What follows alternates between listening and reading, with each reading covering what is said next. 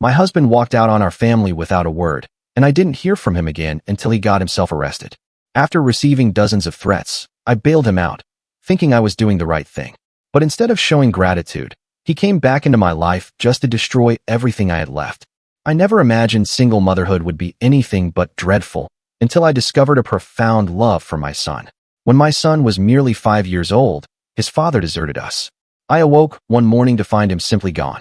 No message, no phone call, no discussion. Fortunately, he had been an irresponsible parent, so the impact of his absence versus his presence was practically negligible. I remained the sole provider for our household. My primary concern was my son. He was the type of child who believed his father was an invincible champion. Furthermore, growing up, I had many acquaintances from single-parent households, and frankly, most of them developed rather peculiar traits, if you understand my meaning. Yet, my son truly seemed different. When I informed him his father had departed to work for Santa Claus, he simply nodded and declared, "That's all right, Mommy. I know with you, I can accomplish anything regardless." My heart was overwhelmed with tenderness, and I realized I had brought an angel into the world. From that moment, my son and I became inseparable companions. One occasion, for his 7th birthday, I couldn't afford to host a party for him. So, instead, he organized his own celebration. He invited everyone from his class to the local park, and one of his friends brought a cake. After he extinguished the candles, he drew me aside and inquired, "Mommy, are you feeling down?" "No, darling. Why do you ask that?" He wrinkled his brow, as if deep in thought, and responded, "Because we didn't do anything for your birthday, and all these people are here for mine." I simply scooped him up and spun him around. I reassured him it was his special day, and he deserved to be celebrated without any concern for me. He just shrugged his shoulders and rejoined his friends. He should have been enough for me, but he wasn't. One night, at 3 a.m., I found myself clutching his father's, my ex-husband's, old hooded sweatshirt, reflecting on how it felt to have someone's arms around me at night, to know someone unconditionally supported you, to have a steadfast companion. Typically, I attempt to suppress my tears and blink them away. But since it was dark and I was alone, I believed it was safe to allow myself to weep. So, I wept profusely. I could feel my face throbbing from the intensity of my tears. And apparently, I awakened my son, though I didn't realize it until he entered and asked if everything was all right. I immediately forced a wide smile and told him I had just finished watching The Lion King and was contemplating Mufasa's demise. I presumed he accepted my explanation because he immediately nodded and ambled back to bed. But the following morning, I awoke to the aroma of burnt toast. I descended the stairs and discovered my son had attempted to prepare breakfast for me. My plate was laden with strawberries, charred black toast, and some uncooked spaghetti noodles, his preferred snack. He told me there was no reason to be sorrowful because he loved me. I embraced him until he struggled to breathe. I knew he was the devotion of my existence, my precious son.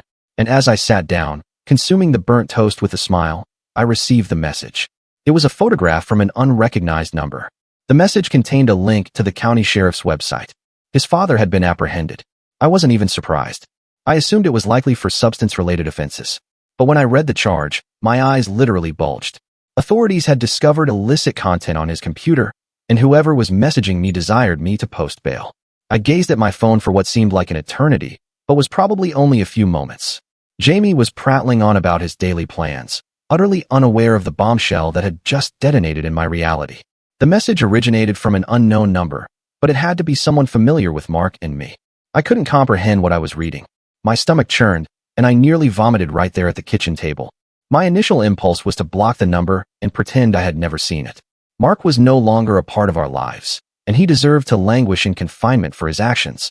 I deleted the message and attempted to focus on Jamie, who was now elucidating the intricate regulations of a game he had devised. Jamie had always possessed such creativity.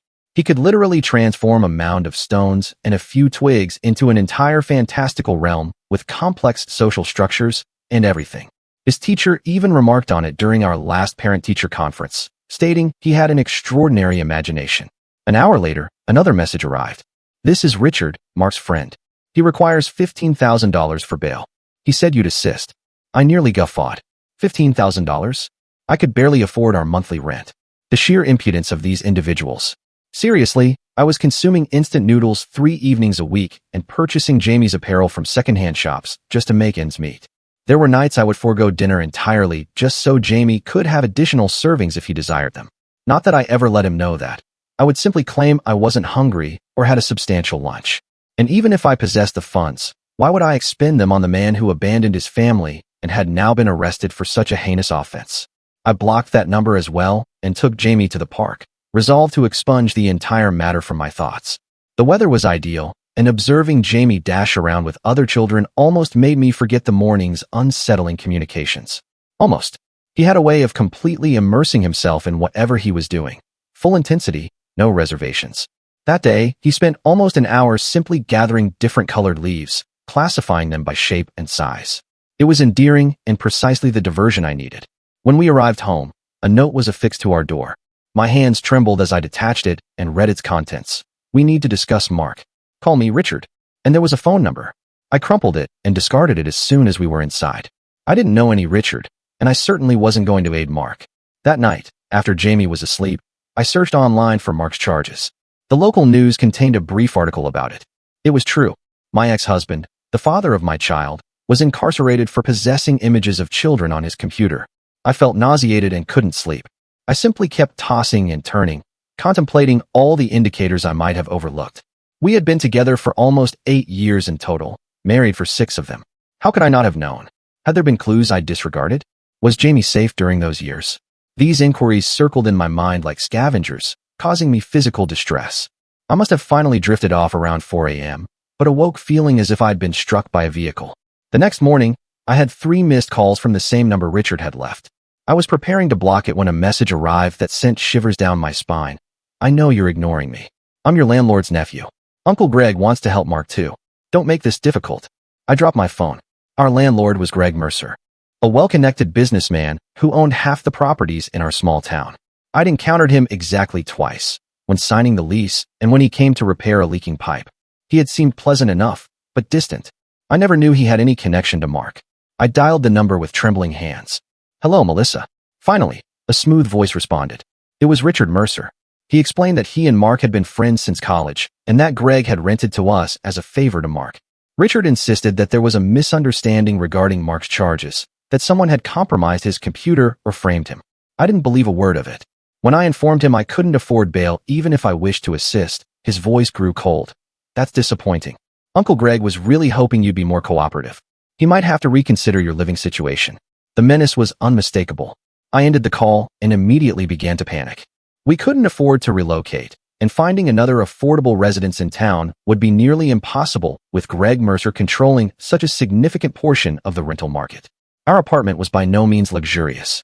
The carpet was at least a decade old, the appliances were antiquated, and the bathroom sink produced a peculiar gurgling sound whenever it was used. But it was ours. Jamie's school was just 3 blocks away, and my job was a 15-minute bus ride. We had established a life here, forged routines and memories in this abode. I reported sick to my job at the dental office and spent the day researching tenant rights while Jamie was at school. I found myself delving into online rabbit holes about eviction statutes and tenant protections, printing out pages from legal aid websites and highlighting sections that might benefit us. My colleague, Tina, messaged to inquire if I was all right, and I fabricated a story about having a stomach ailment. Tina and I weren't particularly close, but she was always kind to me and frequently covered my shifts when Jamie had school events. She was one of those women who appeared to have everything perfectly organized: impeccable hair, coordinated attire, a husband who occasionally brought her lunch. I always felt a little unkempt beside her, but she never made me feel inferior. The next day, Richard was awaiting me outside my workplace when my shift concluded. He was leaning against a gleaming black automobile, exuding an air of ownership. I attempted to bypass him, but he stepped in front of me. Uncle Greg's willing to advance the bail money, he stated smoothly. You can repay him monthly. I shook my head and tried to circumvent him. Mark is no longer my concern. Richard's smile did not reach his eyes. He's Jamie's father, and Uncle Greg is your landlord. I'd say that makes Mark very much your concern. I walked away without responding, my heart pounding. My hands were trembling so severely I could barely insert my key into my car door. I sat in the driver's seat for a good 5 minutes, simply attempting to compose myself enough to drive. A myriad of thoughts raced through my mind, from packing up and abandoning town in the dead of night to contacting the authorities about Richard's intimidation. But I had nowhere to go, no nearby family to assist, and barely enough savings to cover next month's rent, let alone finance a significant move. That evening, Greg Mercer himself telephoned me. His voice was cordial but resolute as he explained that he regarded Mark as family and wished to support him through this unfortunate misunderstanding. When I remained non-committal, his tone shifted. Your lease is approaching renewal soon, isn't it? Rents are escalating throughout town. It's a pity, with a young boy to raise. I was shaking by the time I ended the call. I felt ensnared in a recurring nightmare that continuously worsened.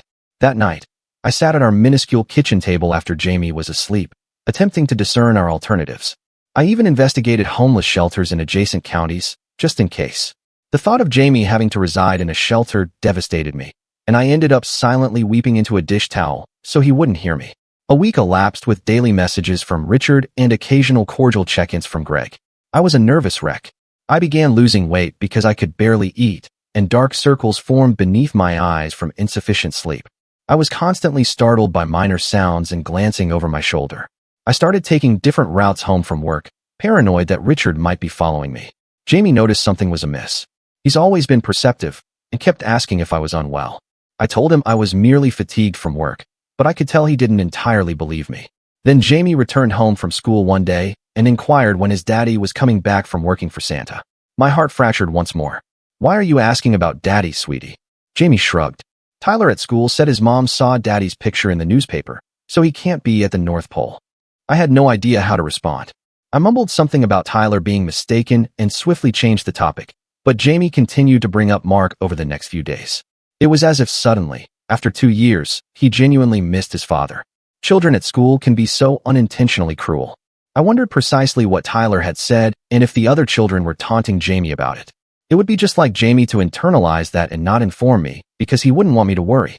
The pressure continued to mount.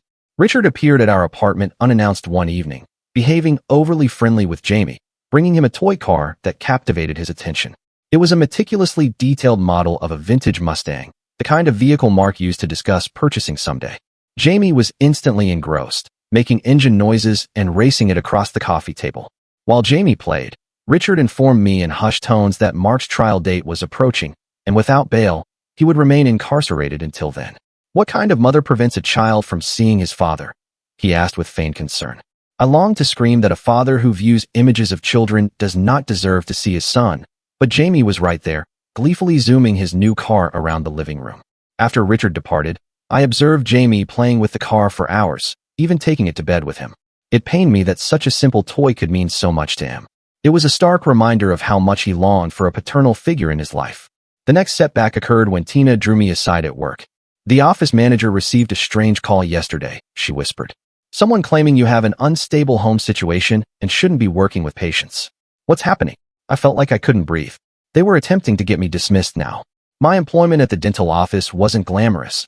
I scheduled appointments, processed insurance claims, and occasionally assisted with sterilizing equipment, but it covered our expenses and provided decent health insurance for Jamie. The prospect of losing it was terrifying. I managed to complete my shift somehow and telephoned my parents that night, breaking down as I elucidated the predicament. They lived on a fixed income in a one-bedroom condominium in Florida, so staying with them wasn't an option. My father insisted on sending me what little he could spare, but it was nowhere near enough for bail or even for a security deposit on a new place. I felt guilty even disclosing it to them, knowing they would worry and try to help despite their own financial difficulties. My mother had health issues that necessitated expensive medications, and they were already economizing to make ends meet. The pressure intensified when Greg Mercer dispatched an official letter stating that my rent would double upon renewal due to market conditions. I couldn't afford that. He knew it. I knew it. The letter appeared so official and formal, with legal terminology about market value adjustments and standard rate increases, but I knew it was merely another form of intimidation. I began seeking additional employment, desperate for any resolution that didn't involve assisting Mark. I applied to be a night stalker at the local grocery store, a weekend receptionist at a hair salon, and even contemplated driving for a food delivery application, though my car was so antiquated I wasn't certain it would qualify. I was running on fumes, subsisting on coffee, and whatever I could procure from the office vending machine. One night, after a particularly stressful day where Richard had coincidentally encountered Jamie and me at the grocery store, making a point to discuss how sorrowful Mark was in jail, I received a call from an unknown number. It was Mark himself, telephoning from incarceration. His voice was as I recalled, but with a pathetic, whining undertone. "Mel, you have to help me," he pleaded. "They've got it all wrong. I would never. I wouldn't think of Jamie." I ended the call without uttering a word, but the calls persisted from different jail phones. I blocked each number, but he consistently found another means to call. It felt as if I was being pursued from within a prison cell. The entire situation was so surreal. I started avoiding checking my phone altogether, which only intensified my anxiety about missing calls from Jamie's school or my employer. One night, Richard escalated his threats. He cornered me in the parking lot after work and articulated very clearly, "Uncle Greg has connections with Child Protective Services. You know, it would be a shame if someone reported concerns about Jamie's home environment." I nearly collapsed with dread. They were threatening to remove my child now. The thought of Jamie being taken away from me was more than I could endure. I went home and wept all night, striving not to awaken Jamie. I envisioned him confused and frightened in some stranger's residence, wondering why his mother hadn't come for him. By morning, I was desperate and vanquished. The next morning, I telephoned Richard and informed him I would assist with bail. He appeared at my apartment an hour later with documents for me to sign, a loan agreement with Greg Mercer, with my apartment as collateral. The interest rate was exorbitant, but I had no alternative. I signed, and Richard smiled as if he had won the lottery. "You're doing the right thing," he stated. "Mark will be released tomorrow." I spent that night vomiting from stress and apprehension. How would I keep Mark away from Jamie once he was free? The bail conditions mandated him to remain in town, and with the Mercers supporting him, I felt utterly trapped. I couldn't sleep, couldn't eat, couldn't think clearly. I felt like I was entering into a pact with malevolent forces, and the cost would be more than mere money. Mark appeared at our door 3 days later, looking gaunt and agitated. I refused to allow him entry, speaking to him through the chain lock. He began weeping, insisting he was innocent, that someone had planted the files on his computer. I informed him the bail was a loan I had to repay, and that he was not welcome in our home. He eventually departed, but I knew it wasn't over. Jamie observed him from the window and posed countless questions about why Daddy was outside, but didn't enter. I concocted a story about Daddy being unwell and needing to recover before he could visit. The falsehoods were accumulating, and I was drowning in them. I detested lying to Jamie, but how do you elucidate something of this nature to a 7-year-old? I attempted to divert him with a new Lego set I'd been reserving for his half-birthday, but he kept glancing at the window, as if he anticipated Mark's reappearance. For the subsequent 2 weeks, Mark telephoned incessantly and appeared unannounced. Richard and Greg continuously pressured me to allow Mark to see Jamie, suggesting that if I didn't, they might have to reassess our arrangement. I was in an impossible situation. I felt like I was barely staying afloat, simply attempting to maintain Jamie's life as normal as possible while everything around us was disintegrating. I began experiencing anxiety attacks. My heart would race, my hands would tremble, and sometimes I'd feel like I couldn't breathe. I was afraid to go to sleep, afraid to go to work, afraid to let Jamie out of my sight. Eventually, I consented to supervised visits at a public park. The first one was awkward and strained. Jamie was initially timid, then gradually relaxed as Mark lavished him with attention and promises about all the activities they would undertake together. I sat on a nearby bench, never averting my gaze from them, feeling nauseated the entire time. Mark brought Jamie a remote-controlled car and demonstrated its operation. Jamie was ecstatic, racing it around the playground while Mark cheered him on. To any observer, we probably appeared like a typical family enjoying a day at the park, but I felt like I was performing in some dreadful theatrical production, pretending everything was fine when it was anything but. After the visit, Mark began pushing for more unsupervised time, overnight visits. I refused, and the threats from Richard intensified once more. He started appearing at my workplace almost daily, always with that same smug grin, always with a new threat or demand. My employer began giving me concerned glances, clearly wondering about this man who consistently inquired about me, but never scheduled an appointment. I was afraid I'd lose my job, afraid I'd lose my apartment, afraid I'd lose Jamie.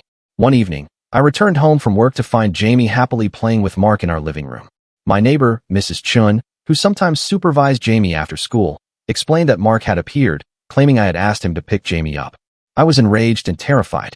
Mrs. Chun was apologetic, explaining that Jamie had seemed so delighted to see his father that she assumed it was prearranged. She didn't know the full narrative. How could she? I'd been too ashamed and frightened to disclose what was truly happening to anyone. I waited until Jamie was in bed, then confronted Mark, who had refused to depart. "You cannot simply enter my home without authorization," I hissed. Mark's expression shifted, the facade of the devoted father slipping to reveal something cold and calculating. "It's not just your home," he stated. "Richard told me about your arrangement with Greg. You're on thin ice. One word from me, and you're both out on the street." That night, I couldn't sleep. I kept verifying that the doors and windows were secured, afraid of what Mark might do. I even pushed the sofa in front of the door, an old habit from when Mark used to return home intoxicated and enraged in the early days of our marriage, before Jamie was born. Those memories surged back. The walking on eggshells, the unpredictable mood swings, the way he could transform from charming to menacing in an instant. I'd worked so diligently to erase that version of Mark, to only recall the decent moments for Jamie's sake. But now I was compelled to confront the truth. Mark had always been perilous. The next day, I contacted a domestic violence helpline and elucidated my predicament. They suggested applying for an emergency restraining order based on Mark's threats and unauthorized entry. I took a day off work and went to the courthouse with all the menacing messages from Richard and a detailed account of what had transpired. The clerk was sympathetic but explained that without evidence of physical violence, it might be challenging to obtain the order immediately. I left feeling defeated. I felt like I was pleading for assistance, but no one was listening. The legal system seemed designed to safeguard individuals like Mark and the Mercers, people with connections and resources, not single mothers like me who were merely striving to keep their children safe. That night, Mark telephoned and stated he was coming over to see Jamie. I told him no, that I was pursuing legal avenues to keep him away. He laughed. Good luck with that when you're homeless and unemployed. An hour later, someone began pounding on my door. I peered through the peephole and saw Mark, clearly inebriated or under the influence, swaying in the hallway. I told him to leave or I would contact the police. The pounding intensified. Mrs. Chen opened her door across the hall and threatened to summon security. Mark began shouting obscenities at her. I dialed 911 with trembling hands. Jamie awoke and emerged from his room, rubbing his eyes sleepily. When he heard his father's voice, he rushed toward the door. I had to physically restrain him, which caused him to cry.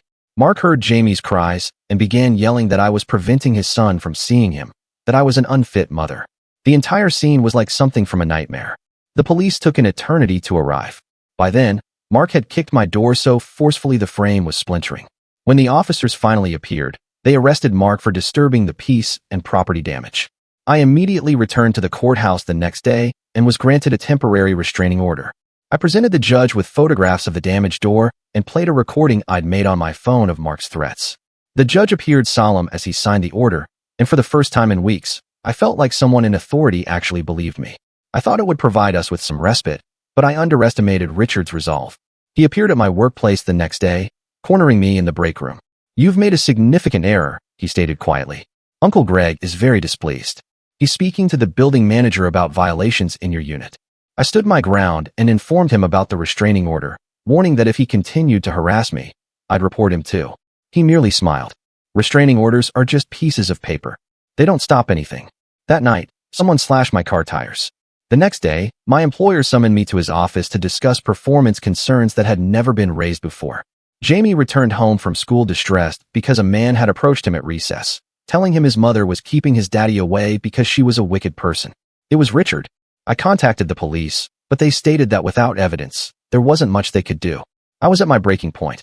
I started sleeping with a baseball bat beside my bed and flinched at every sound.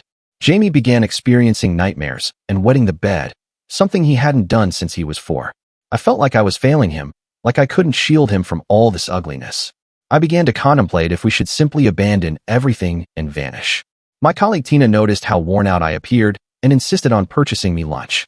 Over sandwiches, I finally broke down and recounted everything.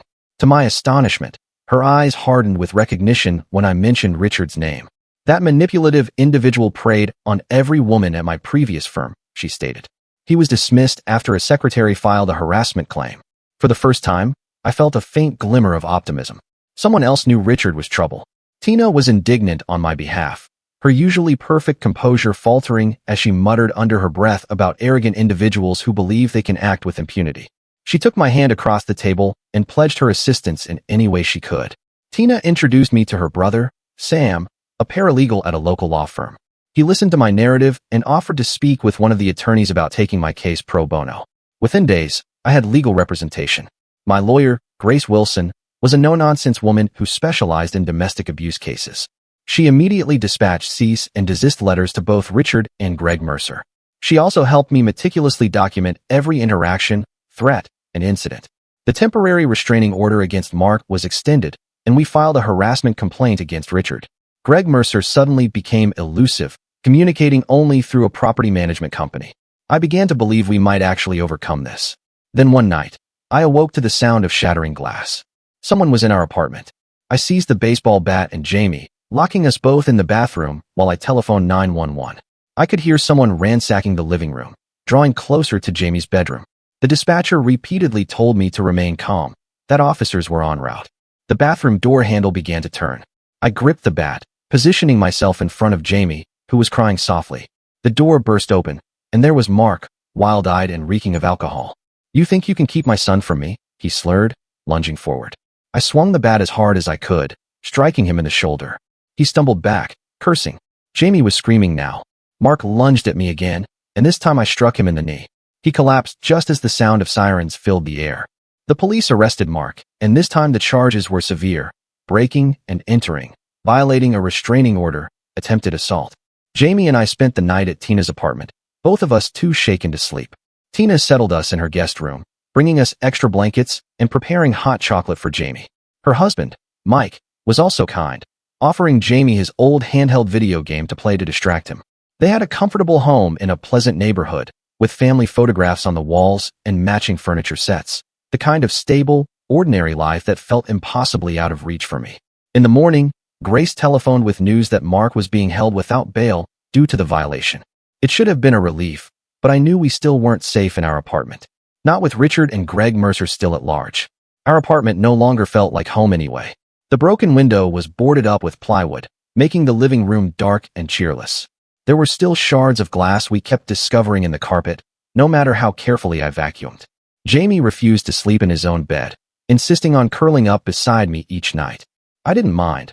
I wanted him close, where I could protect him, but it was just another indication of how profoundly this trauma had affected him. Greg sent a formal eviction notice the next day, citing the property damage from the break-in as a lease violation. Grace immediately filed a countermotion, arguing that the eviction was retaliatory and unlawful. The court date was scheduled for 3 weeks away. In the interim, I was still legally entitled to remain in the apartment, but it no longer felt like home. Every sound made me jump, and Jamie was having nightmares. Sometimes he'd awaken sobbing, convinced that the bad man was returning. I'd hold him and rock him back to sleep, promising him that I wouldn't let anyone harm him. But privately, I wasn't sure I could uphold that promise. The final indignity came when Jamie discovered a deceased rat on our doorstep with a note that read, "Rats deserve what they get." I telephoned Grace in a state of panic, and she assisted us in relocating to a women's shelter that same day. It wasn't ideal, but it was secure and had counselors on staff who could speak with Jamie. The shelter was in a converted old-school building across town. We shared a room with another mother and her daughter, with only curtains separating our beds.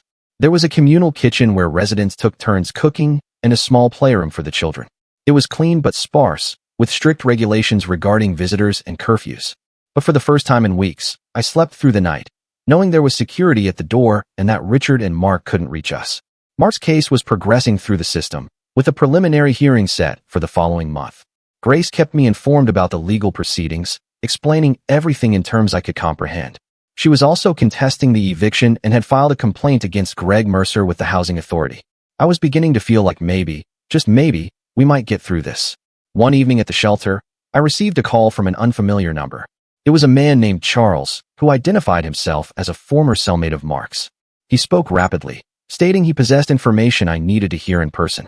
Against my better judgment, but with the shelter security guard present, I agreed to meet him at a coffee shop near the courthouse. I was terrified it might be another deception from Richard or Mark, but something in Charles's voice sounded genuine. I arranged for Jamie to remain in the shelter's after-school program while I attended the meeting, my heart pounding the entire time. Charles turned out to be a middle-aged man with weary eyes and prison tattoos. He explained that he'd been released yesterday after serving time for check fraud. What he revealed next made my skin crawl.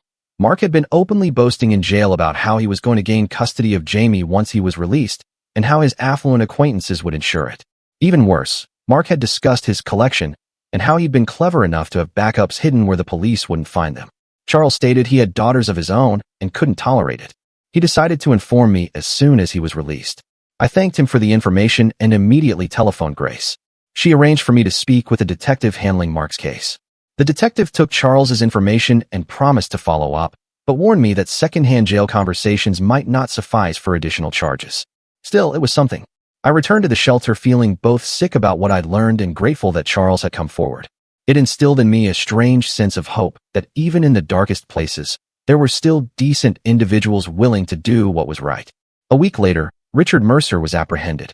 One of his former girlfriends finally pressed charges for stalking and harassment, and several other women came forward with similar accounts.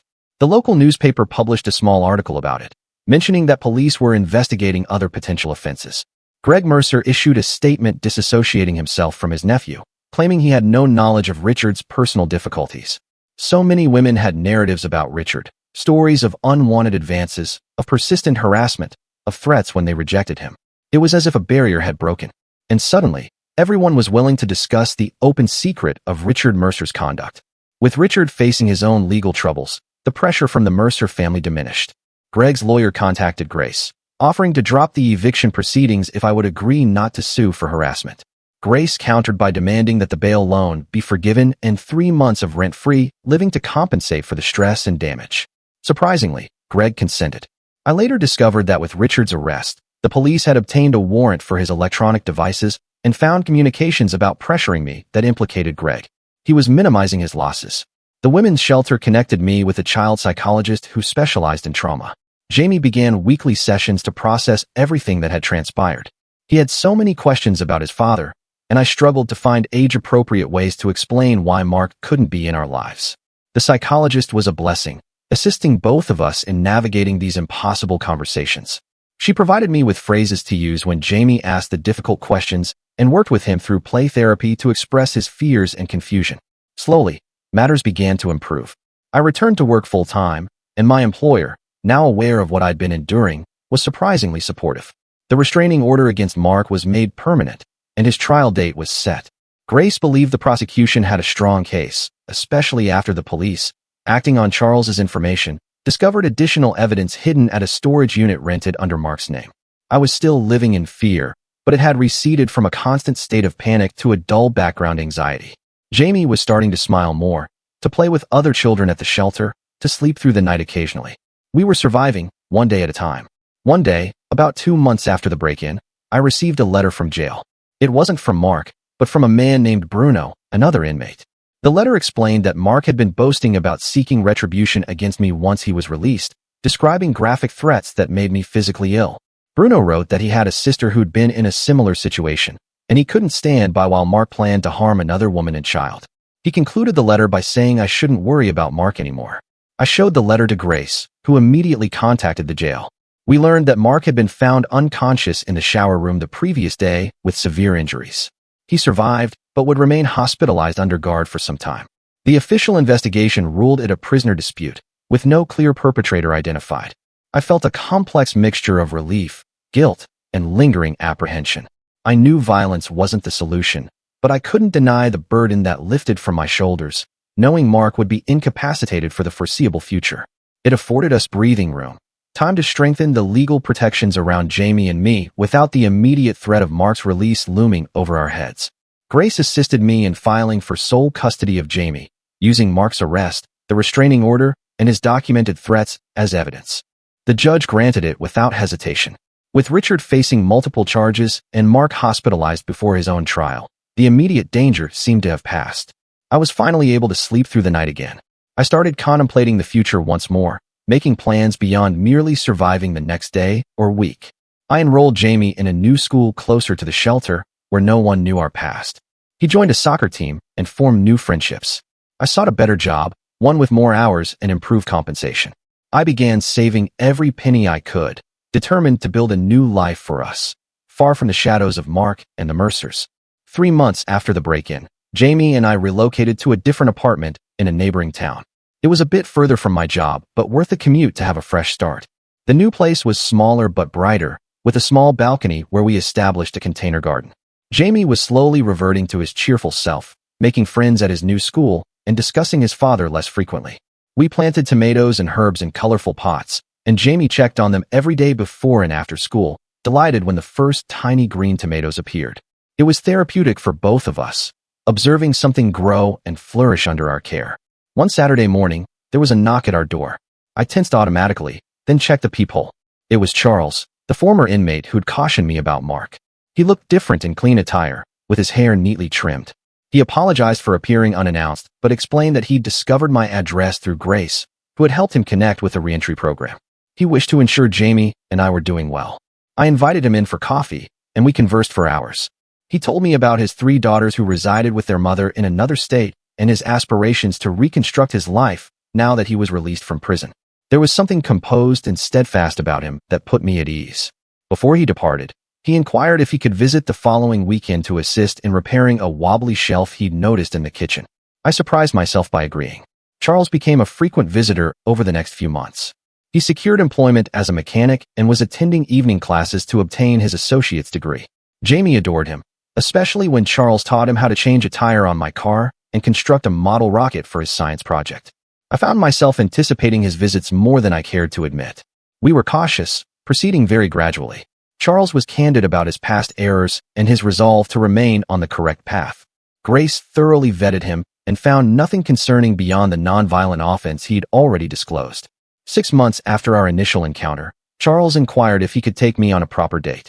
Jamie stayed with Tina, who had become like a sister to me throughout all the turmoil.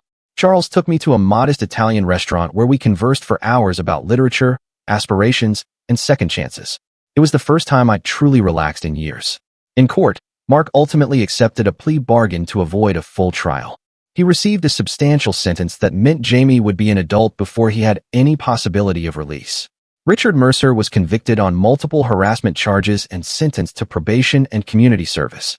Greg Mercer sold most of his properties and relocated to Arizona following a tax audit that I suspect was triggered by the investigation into his business practices. Charles officially asked me to be his girlfriend on Jamie's 8th birthday, after helping me host the largest party I could afford at the local park. Unlike Mark, he never attempted to be Jamie's father, merely a supportive, caring adult in his life. He respected my parenting decisions and our need for healing. 6 months later, he proposed, not with an extravagant ring, but with a simple band and a pledge to always be honest, supportive, and kind. We married in a small ceremony with Jamie as our best man. Charles legally adopted Jamie after we'd been married for a year, though we ensured Jamie knew about his biological father in age-appropriate ways, with the assistance of his therapist. Today, Jamie is 11 and flourishing. He plays soccer, constructs elaborate Lego creations, and aspires to be a veterinarian. Charles works as a master mechanic and takes online business courses, hoping to open his own shop someday. I still work at the dental office, but I've been promoted to office manager. We purchased a small house last year with a yard for Jamie and our rescue dog, Nala. Sometimes I still awaken at night, startled by a sound or a bad dream. But now, instead of clutching a baseball bat in fear, I feel Charles's steady presence beside me, and I know we're secure. The journey from that terrifying text message to today wasn't effortless or straightforward. There were court dates and setbacks, nights of fear and days of uncertainty. But we persevered. I learned that family isn't always determined by birth, but by who supports you when the world feels like it's crumbling. And I learned that sometimes affection arrives in unexpected forms, at unforeseen moments, like a rehabilitated former convict with gentle eyes who simply wished to ensure a frightened single mother and her son were all right. Life isn't flawless. We have expenses, disagreements, and everyday challenges like any family, but we confront them together, with candor and without apprehension. And that makes all the difference in the world. Jamie still occasionally poses questions about Mark, especially as he matures and comprehends more. We respond truthfully but cautiously, with his therapist's guidance. Charles never pretends that Jamie's biological father didn't exist, but he demonstrates to Jamie every day what a true father should embody. Last week, Jamie called Charles Dad for the first time without prompting. The expression on Charles's face was worth every moment of the arduous journey we undertook to arrive here. Sometimes I reflect on that initial message that initiated everything, the one that sent my world spiraling into disarray. If I could rewind time, would I alter how I reacted? I don't believe so. As dreadful as that period was, it led us here, to safety, to Charles, to a genuine family built on trust and devotion rather than fear and obligation. And that is worth everything.